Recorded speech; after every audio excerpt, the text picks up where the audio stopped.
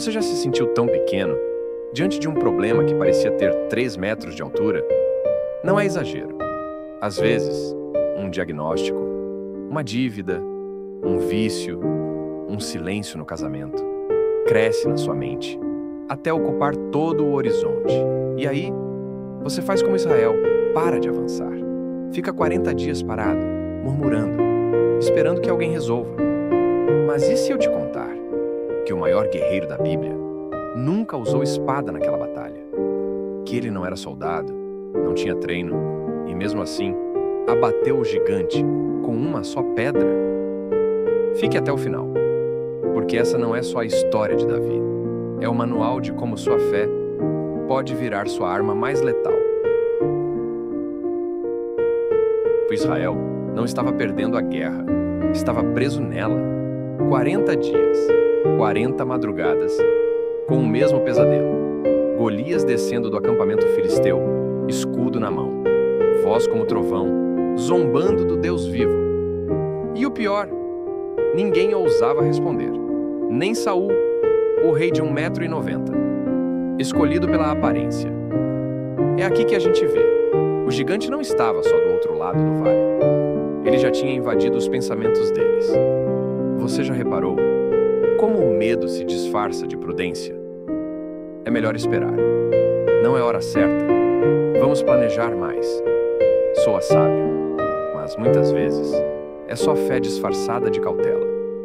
Os soldados de Israel não estavam sendo estratégicos, estavam sendo paralisados. E sabe o que é mais triste? Eles eram o povo escolhido. Tinham promessas, aliança, vitórias passadas. Mas esqueceram quem estava do lado deles. Esse é o perigo de viver só com os olhos na ameaça. Você começa a negociar com o medo, em vez de declarar guerra a ele. Golias não precisou levantar a lança. Bastou abrir a boca, e o exército inteiro se encolheu. Mas então, do meio desse silêncio pesado, vem um ruído inesperado. Passos leves, pés descalços em terra seca, e uma voz que não tremia. Quem era esse garoto? E por quê? Ao ouvir o gigante, ele não sentiu medo, mas indignação.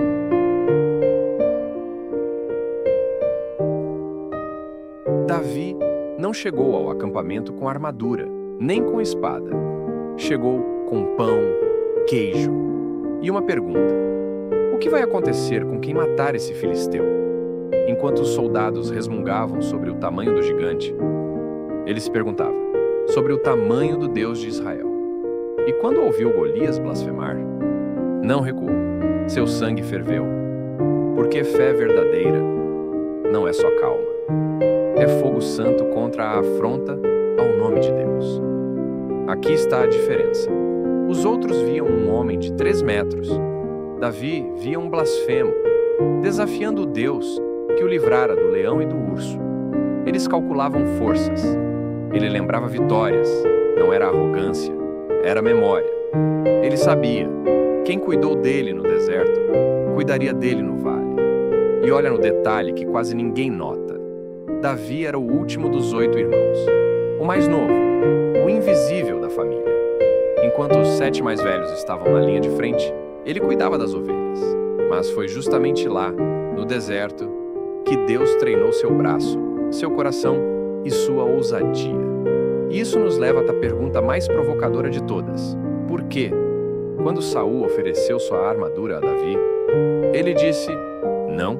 Saul olhou para Davi e pensou: esse garoto vai morrer em 10 segundos. Então, fez o que qualquer líder faria. Ofereceu o melhor que tinha, sua própria armadura.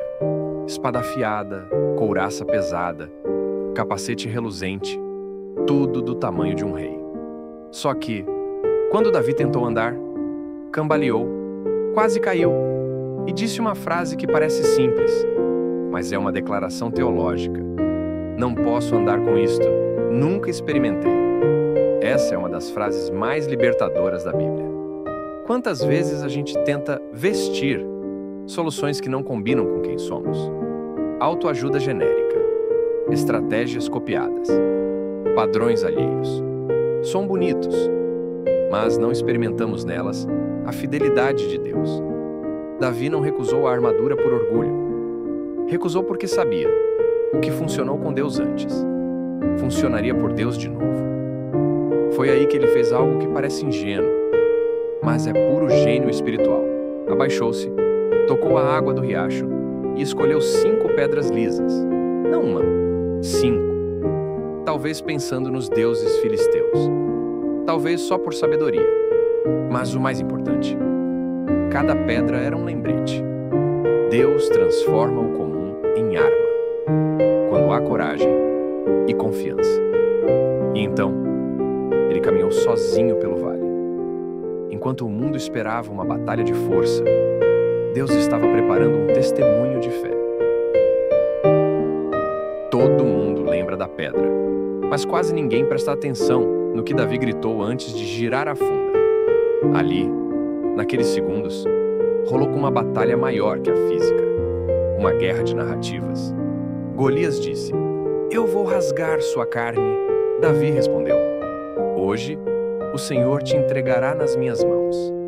A diferença? Um falava de poder, o outro de propósito. Essa é a lição que Hollywood deixa de fora. A vitória começou na boca de Davi, antes mesmo de sua mão se mover. Ele não declarou fé em si mesmo. Declarou fé no caráter de Deus. Tu afrontaste o Deus vivo. Ele não te deixará escapar. Todo mundo saberá que há Deus em Israel. Isso não é motivação. É guerra espiritual em tempo real. E olha o que acontece quando você fala de acordo com a verdade de Deus. Não com a aparência do problema. A pedra acerta exatamente na testa.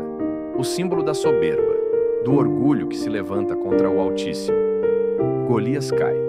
O exército corre. A história vira lenda. Mas o mais lindo? Davi não pega da espada para se vangloriar. Ele a usa para cortar a cabeça e provar que o blasfemo foi calado para sempre. E isso nos leva à pergunta que muda tudo. O que você faz depois da vitória? Todo mundo ama o clímax. A pedra voando, o gigante caindo, o exército avançando. Mas quase ninguém fala do que veio depois. Davi entra no acampamento, com a cabeça de Golias na mão, e o que ele faz? Não sobe num carro de guerra, não exige um trono. Entrega a cabeça a Saul e segue em silêncio.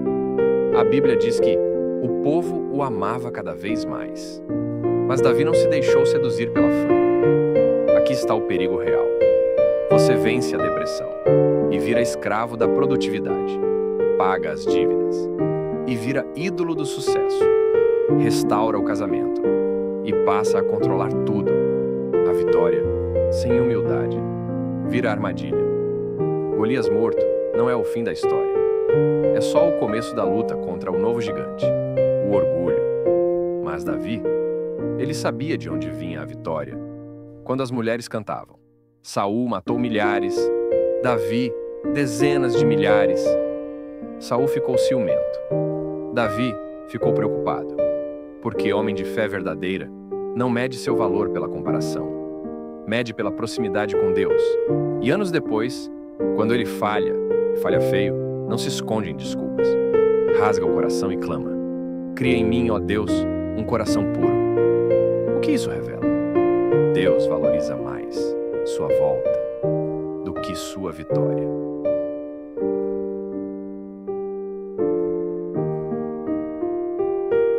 Você não precisa de mais força, não precisa de mais tempo, não precisa de uma armadura nova, um milagre espetacular ou uma segunda chance perfeita. Você só precisa parar de comparar seu vale com o do seu vizinho e lembrar: Deus já te treinou no deserto que você teve. Quantos estão assistindo agora com um Golias na frente?